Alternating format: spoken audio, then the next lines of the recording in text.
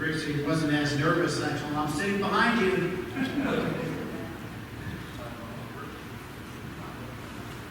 How many of you have ever had anxiety in your life? No. I'm just double checking because I want to make sure I was thinking I was the only oddball. When anxiety comes into your life, have you ever thought about that before? How do you react? What do you say? Where do you go even when anxiety comes into your life? You know, I can remember times in my life, I'm sure you can in yours, where anxiety can paralyze you if you're not careful. It can make you even doubt sometimes what you might believe. Anxiety truly is a problem. But how about adversity? You ever face adversity? They're pretty close to one another. I think of all the things taking place in our country today. I want you to know something, that we can't control the bulk of what's happening out there. In fact, we can't even control the bulk of what's happening in our own lives. So tonight what I want to share with you is just this whole idea, some principle of it. What can you learn from it? Remember, one of the things that we need to remember is when things come into our lives, what do we learn from it? You know, what do we learn? How do we let that impact our lives? How do we let that impact our thoughts, our actions? How do we let that change who we are and what we can be? So Paul actually went through here, and Paul talked about some things that come into his life. Now, if you have never studied the life of Paul, I want you to know something. If you ever study the life of Paul, I promise you this, that you will stop worrying about anything, thinking about anxiety in your life and adversity in your life, because it will not exist compared to what Paul had in his. And take it and learn from it and see exactly what it is he did with it so that he could be the person God made him to be. So we're going to be in Philippians chapter 1, and we're going to be in verse 12. We're going to move around a little bit, but I'm going to start out here in verse 12, and I want you to hear what it is that Paul writes to you and to me. And he says this, again, Philippians chapter 1, verse 12. It says, "But I want you to know, brethren, that the things which happened to me have actually turned out for the furtherance of the gospel." Is that interesting to think? Paul didn't take it personal. Paul didn't say, "What was me?" He said it happened for the furtherance of the gospel of Jesus Christ. He didn't worry about it. I want you to hear also too in 2 Corinthians chapter 12, verse 10. Listen to what Paul wrote. He says, "Therefore I take pleasure in infirmities, in reproaches, in needs, in persecutions, in distresses for Christ's sake. For when I am weak, then I am strong." Paul understood it, didn't he? He understood the concept, understood exactly what he needed to do when adversity came into his life. He understood that the moment that he was weak, he would be strong because of Jesus Christ. He understood that. Do we understand that as God's people in the year 2020? Because I am telling you this evening that we're going to be seeing a lot of more taking place. They just said this afternoon that some of these riots that are taking place across our country, they're actually taking those riots and they are targeting businesses. And before too much longer, they'll be targeting churches. If you don't believe that, I want you to pay attention to some of the riots that have already taken place. You see, we need to remember when things come our way, it's not a matter of if they come our way, it's when they come our way. When a church is standing up for the gospel of Jesus Christ, when a person is teaching and following after Jesus Christ, adversity will always be right at their heels. So here we see Paul writing this to us. He says, "Now please remember," he says, "when I am weak, I am strong," he told the church at Corinth. But what exactly does it do? The first thing we've already talked about. The first thing that adversity brings about is the progression of the gospel. If you notice here, okay, my wife has told me before that guys have a tendency to be bigger whiners than women. I don't know if that's true or not. Somebody just said it is. I heard you.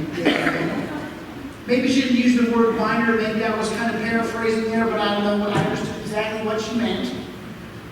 And you know what? It's true Most men, we have a tendency to complain a little bit more than ladies do. We have a tendency to over-exaggerate how hurt we might be. But the reality is that some people want to know everybody to know that they're hurt. Am I right? They have to know. Like I told you, it bugs me. If someone is so sick and they're in the hospital, why on earth are they putting a selfie up on Facebook if they're so sick? I just wondered about that. But you see, one of the things I want us to remember here is that Paul never once goes around and he discusses his discomfort. He doesn't go around and say, oh, feel sorry for me. Feel sorry for me because I'm having a bad day. Feel sorry for me because I'm having a headache. Feel sorry for me because somebody doesn't like me. Feel sorry for me. Paul never says that, does he?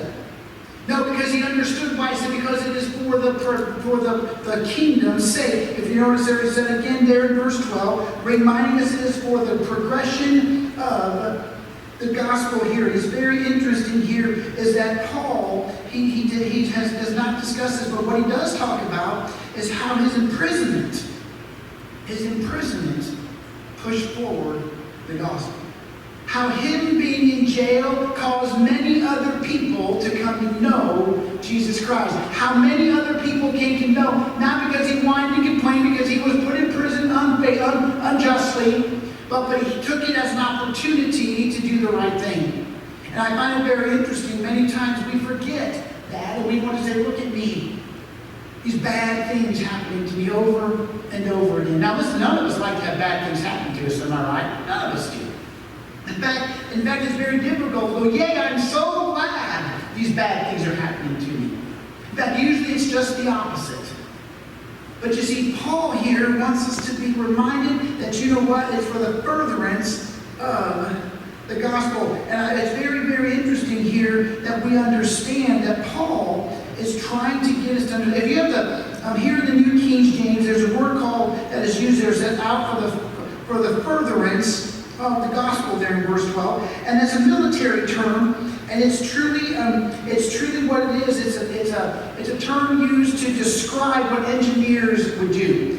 You realize that armies and militaries need engineers to make roads so the troops can travel, so people can go from point A to point B. And this is what Paul here is talking about here, that they're going around for the removal, for this furtherance of the gospel. And he reminds us that they are there. Paul's circumstances that he is saying here is my circumstances broke down. The barriers that were put in place.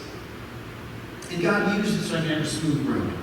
Just like the engineers made sure the big rocks and everything in the trees were removed. Paul's saying God used this circumstances to break down. How many people do you think could Paul have witnessed to in jail if he wasn't in jail?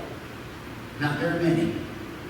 So he didn't take it as a negative thing or an opportunity for that. And let's go to verse 13. Verse 13 says this, so that it has become evident to the whole palace guard and to all the rest that my chains are in Christ.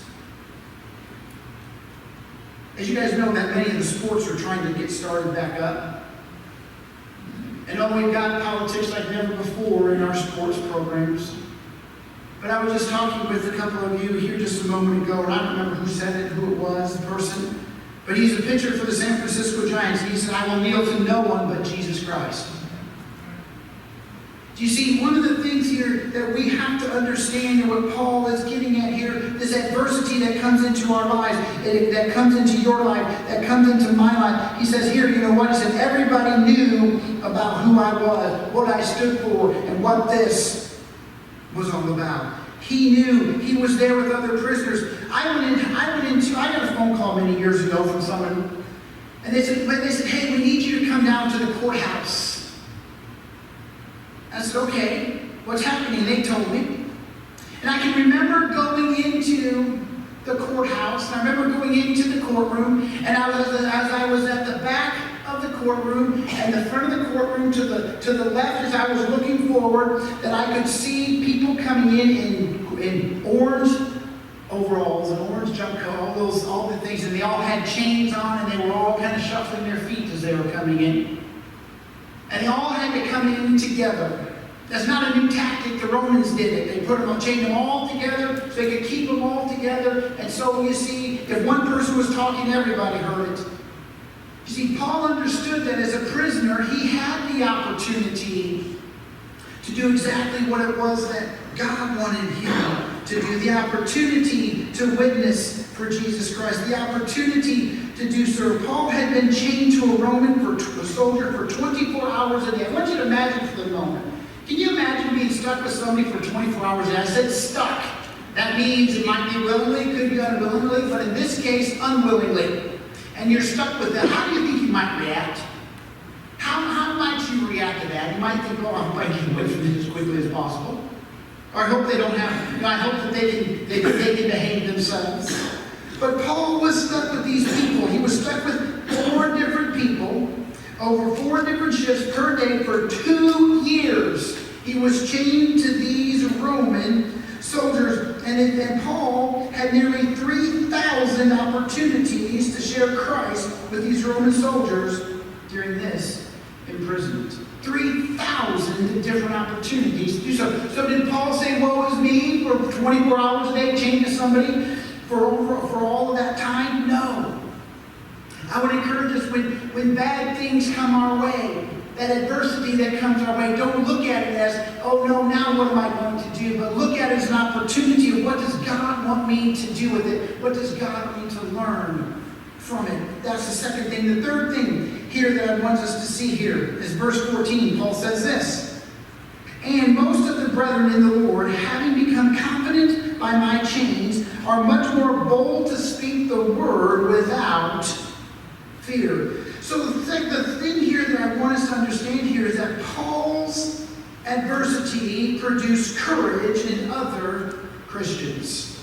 Okay? Did you catch what he said there? It said there in verse 14, it said, and most of the brethren in the Lord, having become confident by my chains.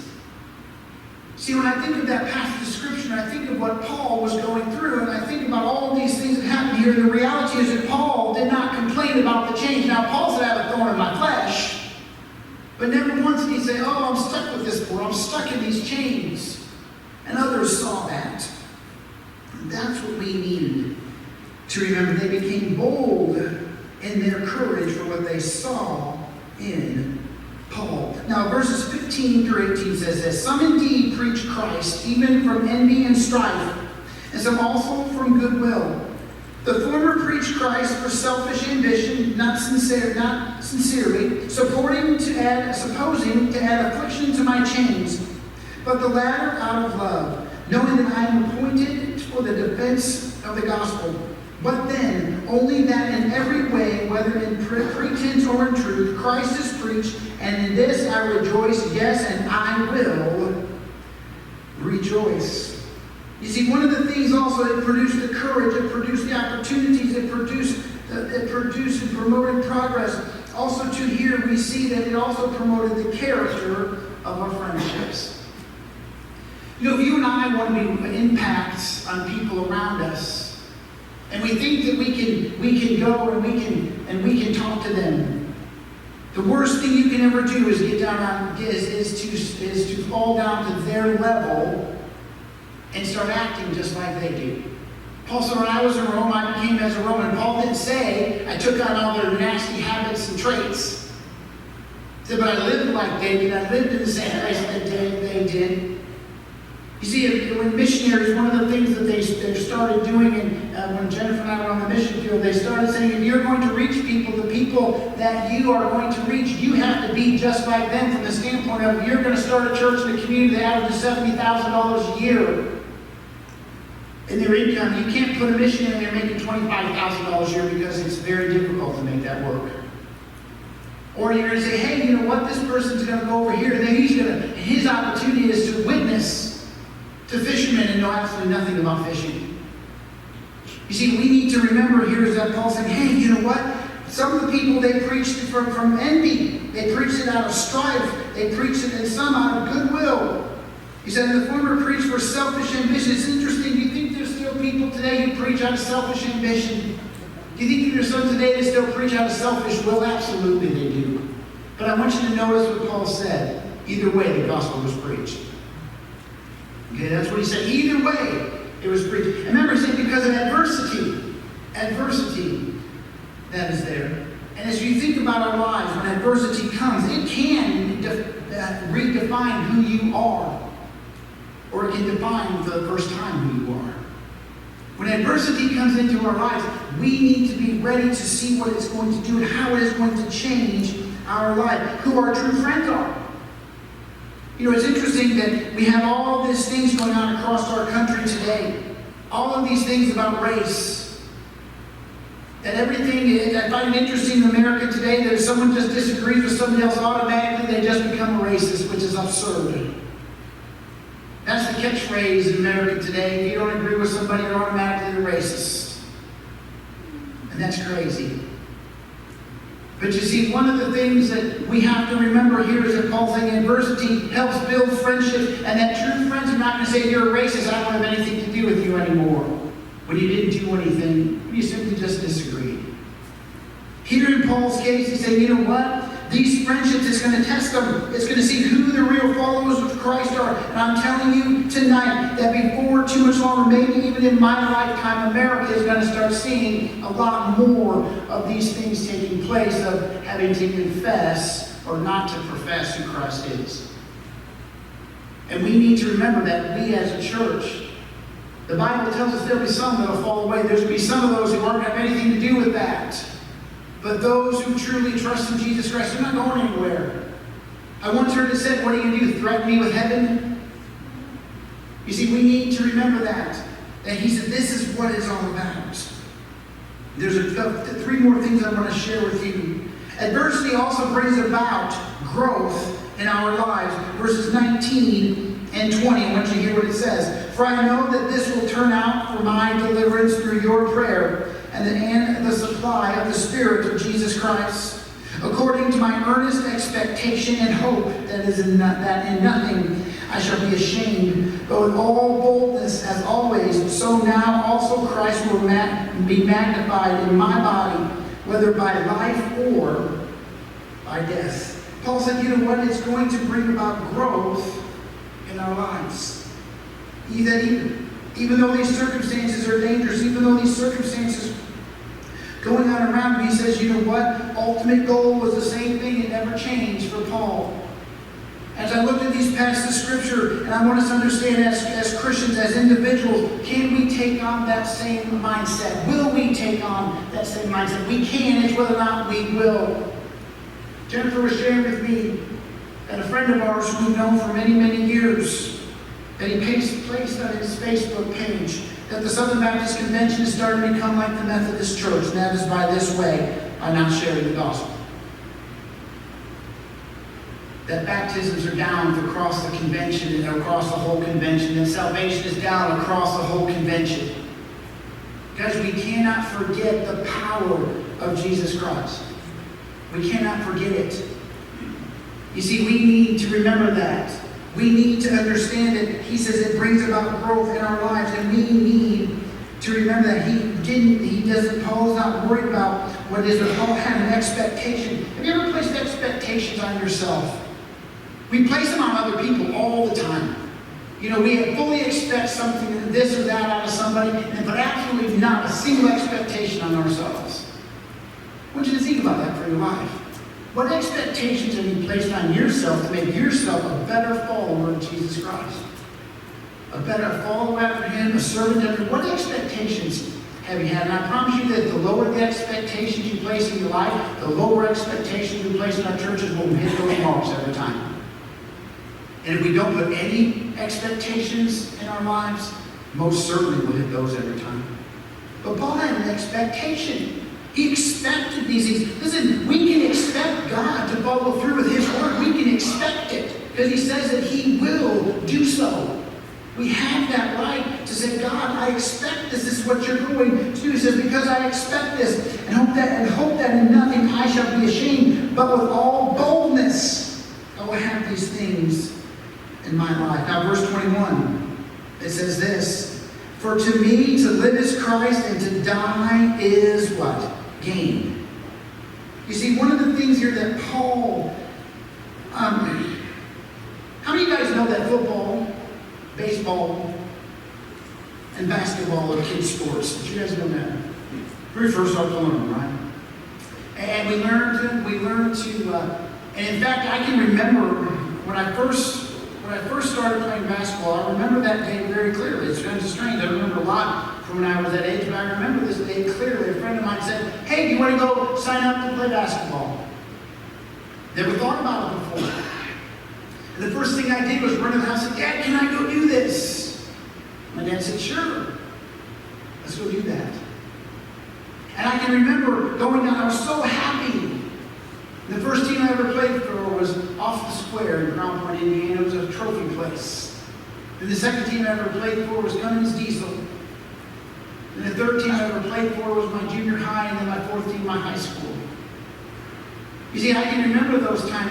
I didn't go into those days thinking, I don't care if I sit on the bench, I don't care if I don't get better. I had expectations to get better. And here we can see this with Paul says, this is an expectation. There in verse 21 it says, but you know what? There in verse 21, for to me to live is Christ and to die is what? Gain. What are your motives? What are my motives? When I played basketball, my first motive was not to get the trophy. My first motive was to beat the other team. That's what it was. I didn't care about the trophy. I wanted to beat the other team. And we were pretty good. We did that a lot. We also got beat too. But you see, the reality is here in our lives and in our church's lives, we need to understand here is that what are our motives? Adversity will purify our motives. Why we do something or why we don't do something. And Paul is reminding us of this. Paul is reminding us of that purpose that is there. Paul, he reminds us of these experiences that he had. To live is Christ, but to die is what? Gain. And this is what Paul's like, I'm not worried about it. And I would like for us to be able to say as a church, no, I'm not going to worry about it. I'm going to trust Christ. I'm not going to worry about it. And then finally, the last thing I want us to see, we're going to go from verses 22, we'll go to verse 26. He says this, but if I live on in the flesh, this will mean fruit from my labor. Yet what I shall choose I cannot tell. For I am hard-pressed between the two, having a desire to depart and be with Christ, which is far better. Nevertheless, to remain in the flesh is more needful for you. And being confident of this, I know that I shall remain and continue with you all for your progress and joy of faith, that your rejoicing for me may be more abundant in Christ Jesus by my coming to you again. And one of the things here is that this, I can remember, how many of you ever thought about death before? Right? And you know, it's very interesting because there's not everybody can have this, not everybody can relate to this, but some of you might, some of you can, when somebody says, you're so sick that you might die. Whatever that might be from. I can remember the doctor saying, you have cancer. And the first thing in your mind is, I'm going to die. It's the first thing that comes in your mind because you're human. It's the first thing you think of. And I can think of that in my life. I can think of that. There's probably times in your life where adversity has been there, has made you think some things that maybe you had never thought about before. You see, because that's what adversity can do to us. But you see, when we get sick, there's only two choices. Either we fight it or we die. And I don't know about you, but I like the idea of living. That's what Paul's talking about. He said, I like the idea. He said, I'm not scared of going on. I'm not worried about where I'm going. I know exactly where I'm going. I'm going to be with you. But you know what? It's more beneficial right here, right now, for me to be with these people. And who agreed with him? God. He wasn't telling God what to do. In fact, if you notice here, he told the people very simply. It says, I know that I shall remain and continue with you all for your progress and your joy, that your rejoicing for me may be abundant in Christ Jesus by my coming in. Jesus, I know why I'm still here. The Bible, we know that there's a time for us to be born, there's a time for us to die, there's a time for all of those things. But here we see him looking at this, he's reminding us of these things. He says, I'm not worried about where I'm going, I'm not worried about it. I'm going to do what God has called me to do until that day. And I want us to think about that in our lives. He says, you know what? Adversity tells us to see life and death and put it into perspective. There are people, I've ever met people that, my goodness, their life is going to end if they lost a game. I used to be that way. Sometimes I still a little worked up. But you see, it's interesting. It's very, very interesting to think about how we've got our perspective so messed up in our society. We just messed up. You know, that we can't accept if we lose. We can't accept sometimes if we win. We didn't play good enough. We could have played better. But the reality here is, Paul says, he said, I have to look at it in my personal life. He says, that opportunity that I have is an opportunity to serve God. The opportunity that I have that is there says, but death is going to bring this to me, he says. Death only offers a blessing. You know what that blessing is? Being with Jesus Christ himself. And Paul wants us to remember these things, these adversities that come our way, the adversity that is there, the adversity that comes into your life, the adversity that comes into my life, the adversity that comes into the lives of our churches. We have to remember, how are we going to respond to those? Are we going to panic? We say, oh, golly, what are we going to do? Or are we going to say, you know what, God, we're going to do this? You know, that's important. How are we going to take adversity? How are you going to take adversity?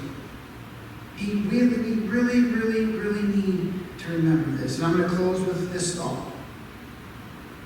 Paul there in 2 Corinthians chapter 12, verse 10, he used the phrase this. He said, I take pleasure. Okay?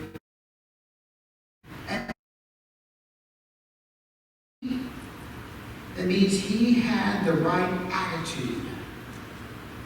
Okay? Paul's going to say, I'm going to have the right attitude in my infirmities, my right attitude in reproaches, the right attitude in needs, the right attitude in persecution, the right attitude in distresses, and not for my sake, but for the sake of Christ.